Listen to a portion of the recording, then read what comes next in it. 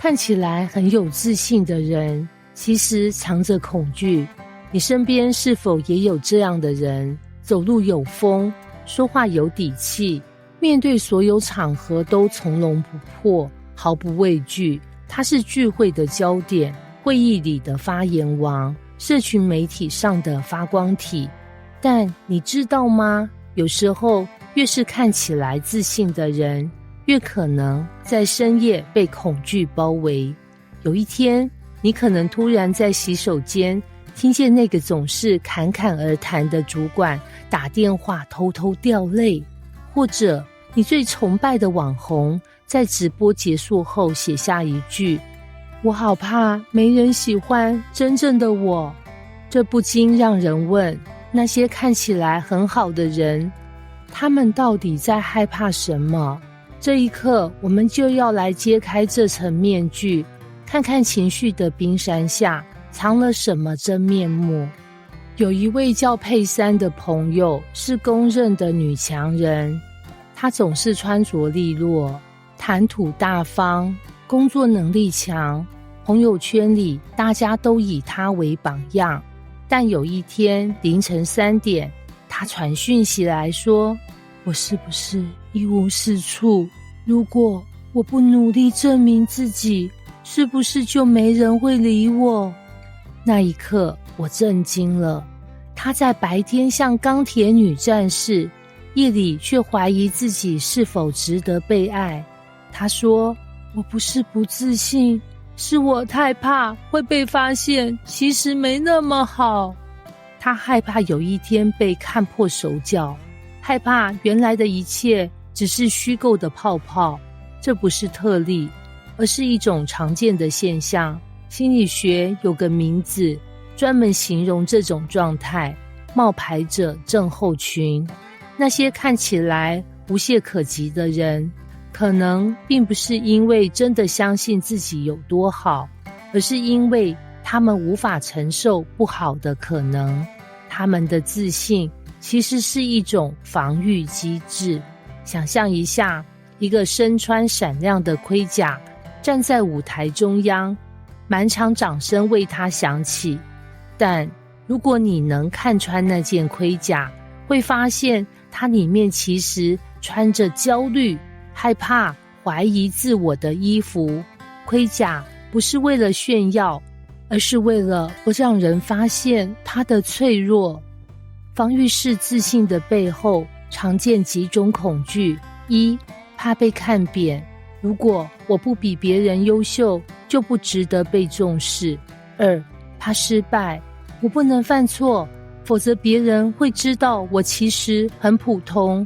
3、怕失控，我必须掌握一切，否则会被命运击垮。4、怕被遗弃，我得表现得完美，才不会被拒绝。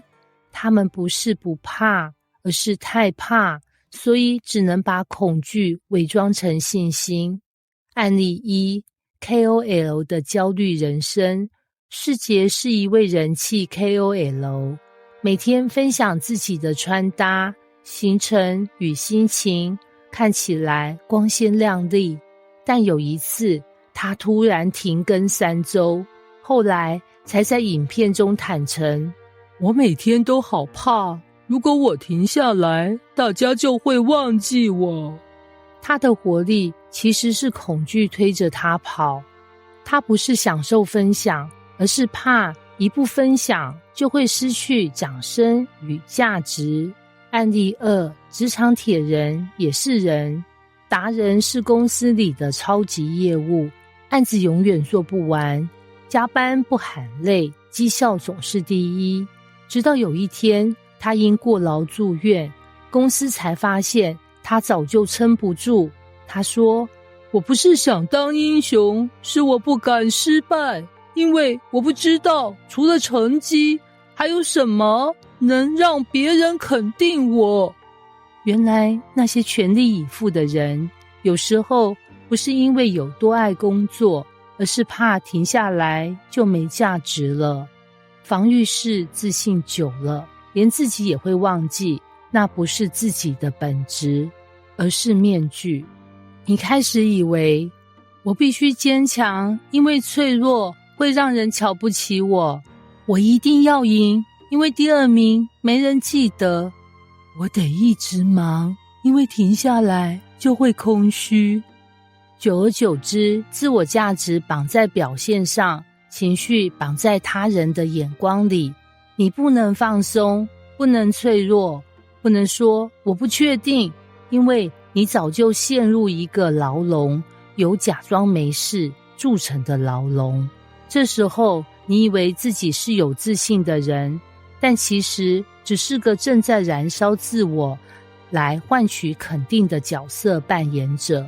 那么真自信是什么样子？真自信不是高声说我最棒，而是你能安静地接受我有时也会不棒。真自信的人容许你自己不知道答案，接受自己也会有情绪崩溃的时刻，不用靠优秀证明自己值得被爱，有勇气说我很努力了，但今天我累了。他们不是没有恐惧，而是愿意面对恐惧，不再靠包装来掩饰。勇敢是脱下盔甲。这世界教我们要强势，要出色，要永远在线。但真正强大的人，是那些敢说出我很怕的人。脱下盔甲，不代表你软弱，而是你选择真实。你不用再表现得像什么都行，因为你本来就不需要证明自己值得被爱，你就是值得。当你开始愿意接纳那个有恐惧、会怀疑、偶尔崩溃的自己，你会发现，原来真正的自信是从承认自己的不完美开始的。结语，再问一次，你真的有自信，还是只是不敢看见恐惧？这一刻，我们不是要拆穿谁的假面，而是给那些表面很强、内心很累的人一个喘息的空间，因为我们都可能是那个看起来很好，但其实在深夜挣扎的人。当你愿意放下防御，转向内在，承认那个真正的自己，你会惊讶，恐惧没那么可怕，假装才是最耗力的事。有时候最有勇气的事，不是坚强，而是承认自己也会怕。